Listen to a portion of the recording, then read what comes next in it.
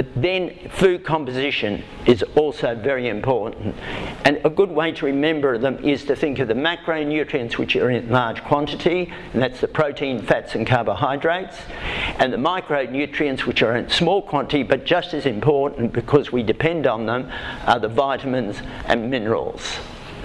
So what I'm just outlining here briefly, because we can only do so much, is that I'm giving you examples of protein foods, and I just want to say they're very important for the structure of your brain. Every neurotransmitter in your brain is made from amino acids which come from protein, and these can affect cognition, mood and behavioural function, energy and ability to self-regulate yourself, and satiety. And so often patients come in with mostly processed foods and very little protein. Then there's the fats that you hear about, and the emphasis on that while there's a wide variety, there are some that are more healthier than others. And again, having the right balance and the right types will affect cell structure, metabolism, your receptors, so they act more positively, and again affect your whole brain function. Carbohydrates I want to dwell on because I think this is one of our biggest problems. Carbohydrates are carbon and hydrate comes from water, and they're combined together they form sugars. That's the basic unit. And there are many types of sugars though, and combinations, but there's two main groups. And I'll put to you that there's the complex carbohydrates, which you find in the whole foods, and they have all the fibre, vitamins, minerals, starch and natural sugars. And then you have the refined carbohydrates, often referred to as carbs. They're in the processed foods, and what you have is much less fibre, vitamins, minerals, increased starch, added sugar, sweetness, added salt and chemicals and so on.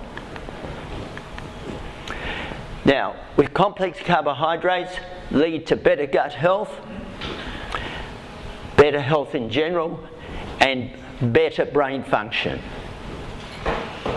and feelings of fullness. But the refined carbohydrates is the problem. They lead to dysfunction of digestion, absorption, gut bacteria, immunity and motility.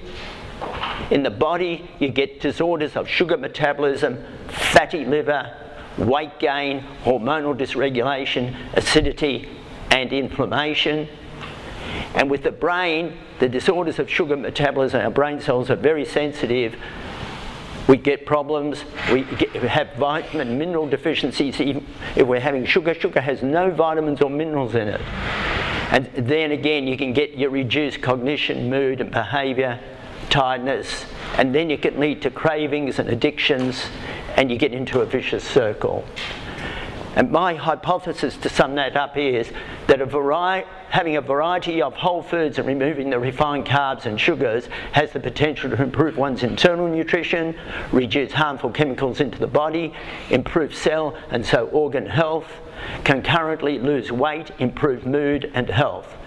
And awareness of these links and potential benefits may act as an incentive, because so often what I find with patients, when they're unsure and they've tried so many things, they feel like giving up. If they have clarity and a clear goal, they're more likely to be able to put their energy into it. This is just to rub the point home. 3 weeks ago in New Scientist, they had a major article on sugar and all its harmful effects.